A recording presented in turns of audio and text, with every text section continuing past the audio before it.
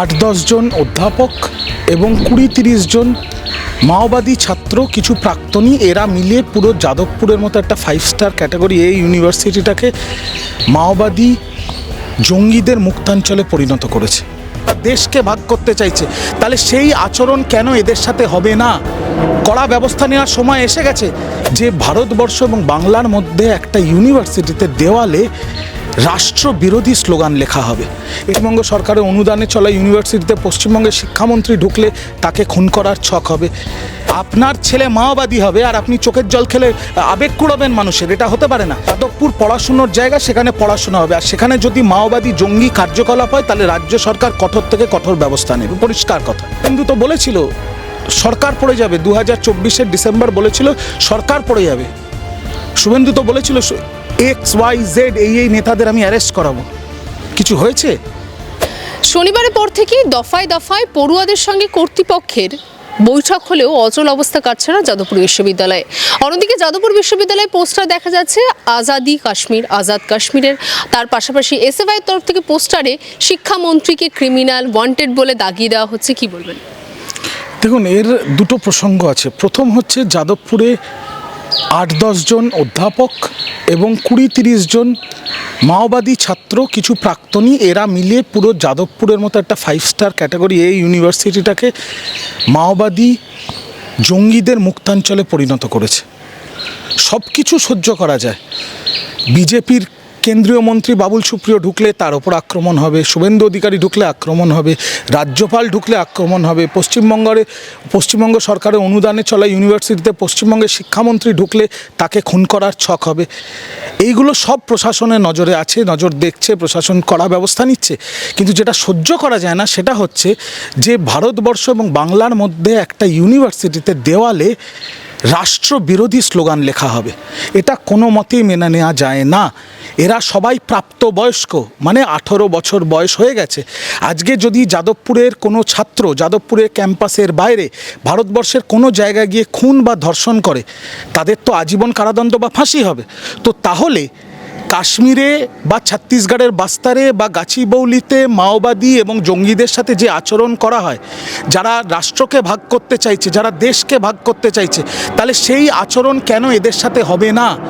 কড়া ব্যবস্থা নেওয়ার সময় এসে গেছে। এরা রাষ্ট্রবিরোধী কথা বলছে।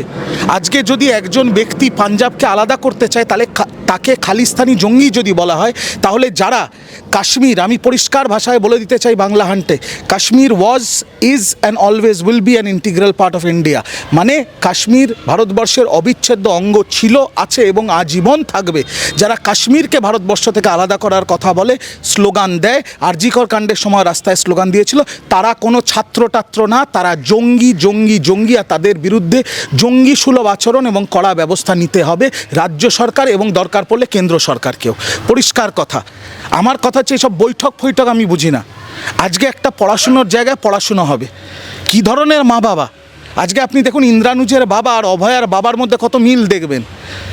নিজেদের মানে ইন্দ্রানুজের বাবা তার ছেলেকে শিক্ষা দিতে পারছে না, তার সোশ্যাল মিডিয়ার ওপরে নজর রাখতে পারছে না, তার ছেলে ফার্স্ট ইয়ারে যাদবপুরে এসে মাওবাদী কার্যকলাপে জড়িয়ে পড়ছে, সেটা নিয়ে কোনো ব্যাপার নেই।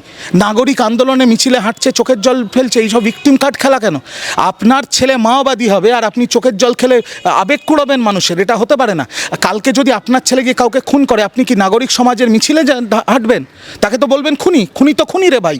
ঠিক একইভাবে মাওবাদী জঙ্গি, তার সাথে মেধার কী সম্পর্ক? তার সাথে ছাত্র হওয়ার কী সম্পর্ক? যাদবপুর মাওবাদীদের মুক্তাঞ্চলে পরিণত হয়েছে। স্বপ্নদ্বীপের হত্যা থেকে আজ অবধি যাদবপুরে সিসিটিভি বসতে দেবে না। যাদবপুরে মদ হবে, গাঁজা হবে। এসএফআই থেকে তো বলছেন যে এসএফআই এর কোনো কথার কোনো দাম নেই, কারণ এসএফআই নিজে মার খায় এই মাওবাদীদের কাছে। এসএফআই সেই দিন যে নোংরামি হয়েছিল শিক্ষামন্ত্রীর সাথে, আমি যাদবপুরের অধ্যাপক মনোজিৎ মণ্ডল, যে আমাদের ওয়েবকুপার সদস্য, তার সাথে আমি কথা বলেছি। তিনি পরিষ্কার ভাষায় বলেছিলেন ওই দিনের শিক্ষামন্ত্রীকে যে খুন করার ছক হয়েছিল এবং শিক্ষামন্ত্রীকে যে হামলা করার ছক হয়েছিল, তাতে এসএফআই ছিল না। এসএফআই পুরো ব্যাপারটা রাজনীতিকরণ করে রাজনৈতিক ফায়দা তুলতে এসছে। এসএফআই এর কোনো লোকা স্ট্যান্ডই নেই এর মধ্যে। এরা 6% পাওয়া একটা শূন্য পার্টি। এরা এই মাওবাদীদের ঘাড়ের ওপর চেপে রাজনৈতিক ফায়দা তুলতে চাইছে। কোনো মিটিংয়ের ব্যাপার নয়। যাদবপুর পড়াশুনোর জায়গা, সেখানে পড়াশোনা হবে, আর সেখানে যদি মাওবাদী জঙ্গি কার্যকলাপ হয় তাহলে রাজ্য সরকার কঠোর থেকে কঠোর ব্যবস্থা নেবে, পরিষ্কার কথা। এর বাইরে কোনো কথা হতে পারে না। কি মিটিং হচ্ছে কি হচ্ছে ওইসব না, ছাত্ররা পড়াশুনো করবে, অধ্যাপকরা পড়াশুনো করাবে। আজাদ কাশ্মীর, এগুলো আবার কি কথাবার্তা? এদের তো অবিলম্বে কাশ্মীরের সীমান্তে পাঠিয়ে দেওয়া উচিত। দেখা যাবে কত বড় মাওবাদী সব কচি মাওবাদীদের চাষ হচ্ছে, আর এর সাথে যাদবপুরে কিছু প্রফেসররা যুক্ত যারা এই নোংরামিটা করছে। দাদা, আমরা দেখলাম আজকে পানিহাটির পৌরসভার চেয়ারম্যানকে পদত্যাগের নির্দেশ দিয়েছেন পৌরমন্ত্রী ফিরহাদ হাকিম, এবং যেমনটা জানা যাচ্ছে যে সূত্র মারফত তিনি মঙ্গলবারই মলয় রায়কে পদত্যাগ করার নির্দেশ দিয়েছিলেন। অমরাবতী মাঠ দখল করে প্রমোটিংয়ের অভিযোগের নাম জড়ায় মলয়ের, এবং তার জন্যই ক্ষুব্ধ ছিলেন মুখ্যমন্ত্রী। এটাই তো তৃণমূল কংগ্রেস। তৃণমূল কংগ্রেস মানুষের দল। তৃণমূলের কোনো নেতা, সে যত বড়ই হোক আর বা যত ছোটই হোক, তারা যদি মানুষের বিরুদ্ধে গিয়ে মানব বিরোধী জনবিরোধী কোনো কার্যকলাপ করায় তাহলে তার রেয়াত নেই। আজকে এই পৌর প্রধানের বিরুদ্ধে অভিযোগ উঠেছে তিনি মাঠ দখল করছেন, তার বিরুদ্ধে অভিযোগ উঠেছে তিনি নাকি চাঁদার জুলুম করছেন লোকেদের ওপর, স্থানীয় বাসিন্দাদের ওপরে। তাই মমতা বন্দ্যোপাধ্যায়ের নির্দেশে ফিরহাদ হাকিম তাকে ফোন করে বলেছেন পদত্যাগ করতে। এটাই তো বিজেপির সাথে, কংগ্রেসের সাথে আর বামফ্রন্টের সাথে তৃণমূলের পার্থক্য। তৃণমূল কংগ্রেসের কানে যেই খবর গেছে তার একটা নেতা মানুষের ওপর জুলুম চালাচ্ছে, মানুষের মাঠ দখল করে সেখানে প্রমোটিং করতে যাচ্ছে, তৃণমূল কংগ্রেস তাকে পদত্যাগ করতে বলেছে। বিজেপি করবে? বিজেপি করবে? বিজেপির গতকাল একজন বিধায়িকা, যিনি শুভেন্দু অধিকারীর হাত ধরে অমিত শাহ স্টেজে জয়েন করেছিল, তিনি প্রেস কনফারেন্স করে বলছেন যে আমি এই বিভাজনের রাজনীতি সহ্য করতে পারছি না বলে আমি মমতা ব্যানার্জির আশীর্বাদে তৃণমূল জয়েন করছি। আর তারপরে বিজেপির একজন বিধায়ক, বর্তমান বিধায়ক অসীম সরকার, তাকে যে নোংরা ভাষায় আক্রমণ করেছে এবং ফেসবুকে পোস্ট দিয়েছে, বিজেপি ব্যবস্থা নেবে তার বিরুদ্ধে। যত রকম লম্পট, চোর চোট্টা, বদমাশ, ধর্ষক, চিটিংবাজ, পাতাখোর, গাঁজাখোর সব এই বিজেপির খোঁয়ারের মূল্য সম্পদ, অমূল্য রত্ন এরা সব। আমাদের তৃণমূলে এইসব হয় না। তৃণমূলে যারা জনবিরোধী কাজ করবে সেটা যদি প্রমাণ হয়, সে যত বড়ই নেতা হোক তার বিরুদ্ধে ব্যবস্থা হবে, কেউ রেয়াত পাবে না। এই জন্যেই তৃণমূল মানুষের আশীর্বাদে তিনবার সরকার গঠন করেছে এবং চতুর্থবারের জন্য 26-এ সরকার গঠন করবে। শুভেন্দু অধিকারী হুঁশিয়ারি দিচ্ছেন যে ভবানীপুরে মমতা বন্দ্যোপাধ্যায়কে এবং বারুইপুরে বিমান বন্দ্যোপাধ্যায়কে হারাবে। আপনারা বারবার আমাকে এই পাগলের কথা নিয়ে প্রতিক্রিয়া দিতে বলেন। আপনারা কেন শুভেন্দুকে সিরিয়াসলি নেন? শুভেন্দু তো বলেছিল সরকার পড়ে যাবে, 2024-এর ডিসেম্বর বলেছিল সরকার পড়ে যাবে। শুভেন্দু তো বলেছিল XYZ এই নেতাদের আমি অ্যারেস্ট করাবো। কিছু হয়েছে? শুভেন্দুর ওপর অত্যন্ত মানসিক চাপ। শুভেন্দুর অবিলম্বে ইলেকট্রিক শক দরকার। শুভেন্দু বুঝে গেছে বিজেপি 2026-এ বিধানসভার পরে, ভোটের রেজাল্টের পরে ও আর বিরোধী দলনেতা থাকবে না, বিজেপি 30টা আসন পাবে না। অমিত শাহ ওকে নারদা সারদা কাণ্ডে, যেখানে চার্জশিটে ওর নাম আছে, ওকে অ্যারেস্ট করিয়ে দেবে। তাই ও উন্মাদের মতো, আর এখন আবার একটু গরমও বাড়ছে, তো আরও ওর পাগলামিটা বাড়ছে, ও যা ইচ্ছে তাই বলছে। আমি শুভেন্দুকে শুধু একটাই কথা বলবো, বারুইপুর ভবানীপুর বহু দূরের কথা। আগে নিজের ঘর সামলা শুভেন্দু, তারপর ভাববি বাংলা। শুভেন্দু অধিকারী বাসে করে লোক এনে মেদিনীপুর নন্দীগ্রাম থেকে যাদবপুরে মিছিল করছে, কিন্তু শুভেন্দু অধিকারী দেখতে পেল না বা জানতে পারলো না যে হলদিয়া, যেটা গণমাধ্যম বলে অধিকারী গড়, শুভেন্দু গড়, সেখান থেকে একটা বাস তৃণমূল ভবনে ঢুকে গেল। আমি আগেও বলেছি আপনাদের চ্যানেলের পর্দায়, আবারও বলছি, আজকে একটা বিরাট বড় পত্রিকা, আনন্দবাজার পত্রিকা খবর করেছে 12 জন বিজেপির বিধায়ক নাকি বিমুখ, 8 জন নাকি তৃণমূলে জয়েন করতে পারে। আমি তার সত্যতা যাচাই করিনি, করতে যাবও না, কিন্তু আমি একটা কথা বলবো, বিজেপির 30টা বিধায়ক আর 4টে সাংসদ ধর্ণা দিয়ে বসে আছে তৃণমূলের পার্টি অফিসের বাইরে, একটু জায়গা দাও মা তোমার চরণ ধুলার তলে। মনে আছে অভিষেক বন্দ্যোপাধ্যায় সেই কথাটা, যদি আমরা দরজা খুলে দিই এই বিজেপির দলটা উঠে যাবে। আজকে আবার বলছি, যদি অভিষেক বন্দ্যোপাধ্যায় আর মমতা বন্দ্যোপাধ্যায় দরজা খুলে দেয়, বিজেপির দলটা কালকে উঠে যাবে। তো শুভেন্দুকে বলবো এত বরফুটানি না করে আগে নিজের ঘর সামলা, পরে ভাববি বাংলা। তিনি আরও বলেছেন যে আর 10 মাস ক্ষমতায় এসে তৃণমূলের মুসলিম বিধায়কদের চ্যাংদোলা করে রাস্তায় ফেলবো। এই ধরনের মন্তব্যকে নিয়ে কী বলবেন? কারণ কোথাও যে ধর্ম নিয়ে একটা প্রশ্ন। দেখুন, শুভেন্দু অধিকারী সার্বজনীন মঞ্চ থেকে বলছে আমি হিন্দুদের বিধায়ক, তারপরে বলছেন মুসলমান বিধায়কদের চ্যাংদোলা করে ছুঁড়ে ফেলবো। শুভেন্দু এই ধর্মের রাজনীতি, বিভাজনের রাজনীতি, এই বিদ্বেষের রাজনীতি, এই মুসলমান বিরোধী রাজনীতি করতে গিয়ে ও যেটা করছে সেটা হচ্ছে, এটা অত্যন্ত সিনিয়র, সেটা হচ্ছে ও নিজের দলের একদম বুথ লেভেলের গ্রাসরুট লেভেলের যে কর্মী, যারা বাড়ি বাড়ি গিয়ে প্রচার করে, যারা বাড়ি বাড়ি ভোট চাইতে যায়, তাদেরকে কিন্তু বিপদে ফেলছে। কেন আমি এই কথা বলছি? নরেন্দ্র মোদী পাকিস্তানে বিরিয়ানি খেতে চলে যান, নরেন্দ্র মোদী সুফি অনুষ্ঠানে গিয়ে গান শুনছেন, নরেন্দ্র মোদী মসজিদে গিয়ে চাদর চড়াচ্ছেন, বিজেপির বড় বড় নেতারা মুসলমানদের ভোট চাওয়ার জন্য লম্বা লম্বা টুপি পরে বেরিয়ে পড়ছে। আর শুভেন্দু যখন এই বক্তব্য দিচ্ছে বাংলায় দাঁড়িয়ে, বিজেপির গ্রাসরুটের ছেলেরা যখন 2026 সামনে আসবে, বাড়ি বাড়ি প্রচারে যাবে, সেখানে যদি কোনো মুসলিম সম্প্রদায়ের মানুষ হয়, এরা তো পিটবে এদের। এবার তো পাবলিক পিটবে, এবার তো সাধারণ মুসলমান যাদের রাজনীতির সাথে কোনো সম্পর্ক নেই, এদের এই বিদ্বেষ ছড়ানোর জন্য এবার তো তারা আইন হাতে তুলে নেবে। তখন কি হবে? তখন শুভেন্দু বলবে আমাদের কর্মীদের মারছে তৃণমূল। না, তৃণমূল না, তৃণমূল কিচ্ছু করছে না। তোমার ভাষণ, তোমার উস্কানিমূলক ভাষণ, তোমার দাঙ্গা লাগানোর এই যে প্রচেষ্টা, তার জন্য তুমি তোমার দলের কর্মীদের বিপদের মুখে ঠেলে দিচ্ছ। এটা শুভেন্দু অধিকারীকে আমি পরিষ্কার বলে দিচ্ছি। আগামী দিন যদি বিজেপির কোনো কর্মী, কোনো সমর্থক এই শুভেন্দুর উস্কানিমূলক ভাষণ আর এই দাঙ্গা লাগানোর প্রচেষ্টার জন্য এই যে মুসলমান বিরোধী কথাও বারংবার বলে যাচ্ছে, যেটা সংবিধানের বিরুদ্ধে, ভারতের সংবিধানের বিরুদ্ধে গিয়ে বলে যাচ্ছে, তাতে যদি বিজেপির কর্মী সমর্থকরা কোনো দিন কোনো সংখ্যালঘুর হাতে মার খায়, তাহলে তার জন্য একমাত্র একজন দায়ী, তার নাম শুভেন্দু অধিকারী। আচ্ছা দাদা, আমরা জানি যে ইতিমধ্যে বিধানসভায় দ্বিতীয় বাজেট অধিবেশন শুরু হয়েছে এবং সেক্ষেত্রে আজকে বিধানসভা থেকে বিমান বন্দ্যোপাধ্যায় বলেছেন যে বিধানসভায় বিজেপি বিধায়কদের কাগজ দেওয়া হবে না, এবং অন্যদিকে শুভেন্দু অধিকারী বলছেন যে নিজেরাই প্রতিদিন এক দিস্তা কাগজ নিয়ে যেয়ে ছিটব। দেখুন, আবার আমি আপনাদের একটা কথা বলি, শুভেন্দু এবং বিজেপির বিধায়কদের একটা জিনিস বুঝতে হবে, এদের তো পেটে বিদ্যে নেই, অশিক্ষিত। এদের একটা জিনিস বুঝতে হবে, ওটা বিধানসভা, ওটা চিড়িয়াখানা নয়। বিধানসভায় প্রধান বিরোধী দলের কাজ হচ্ছে শাসক দলকে কড়া কড়া প্রশ্ন করা, শাসক দলকে মানুষের জন্য কি কাজ করেছে তারা, কি কাজ করছে তারা, এবং আগামী দিনে কি কাজ করবে, তাই নিয়ে শাসক দলকে প্রশ্ন করা, মানুষের স্বার্থে কাজ করা। কিন্তু বিজেপি এবং বিজেপির বিধায়করা বিধানসভাটাকে চিড়িয়াখানা ভেবে নিয়েছে। এই জন্তুগুলো বিধানসভায় যাবে, বিধানসভার সিঁড়িতে লাফালাফি করবে, বিধানসভার ভেতরে লাফালাফি করবে, চেয়ারের ওপরে উঠে লাফালাফি করবে, কাগজ ছেঁড়াছিঁড়ি করবে। তো এরা তো হচ্ছে ওই দেখবেন চিড়িয়াখানার জাম্বুবানের মতো, ওদের কাগজ হাতে দিয়ে দিলে কী করবে? কাগজ ছিঁড়ে এরকম ছোঁড়াছুড়ি করে।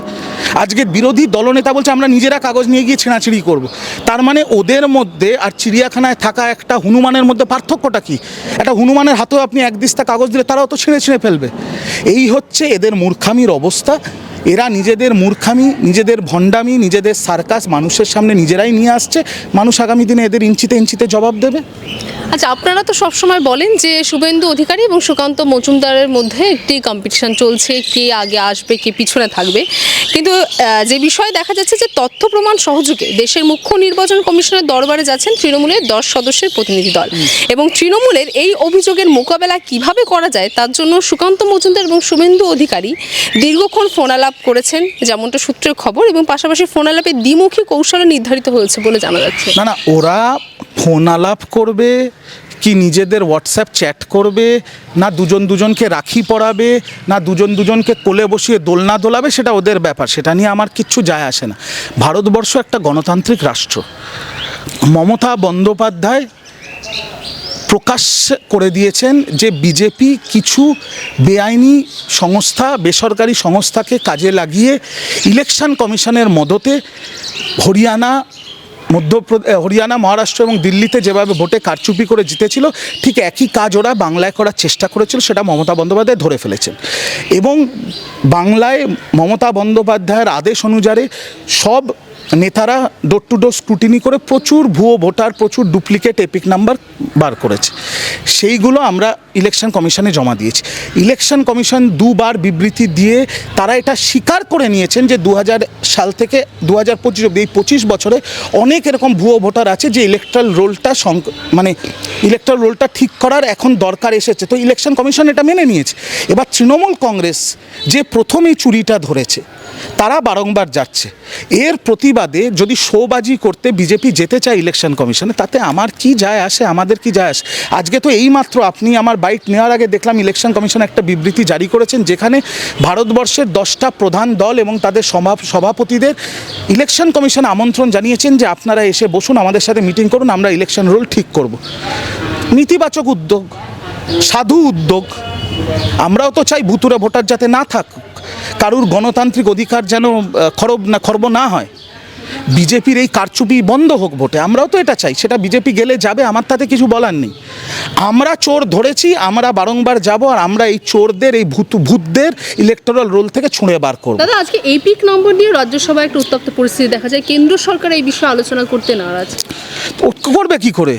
আচ্ছা, অদ্ভুত কথা আপনারা এই প্রশ্নগুলো করেন। আজকে ধরুন আমি চুরি করছি, আপনি আমার চুরি ধরে ফেলেছেন, আমি কি আপনার সাথে সেই নিয়ে বিতর্ক করব? আপনি তো আমার চুরি ধরে ফেলেছেন, আর চুরি ধরার পরে যেখানে গিয়ে আপনি কমপ্লেনটা করেছেন তারাও স্বীকার করে নিয়েছে যে এই ঘটনা ঘটেছে।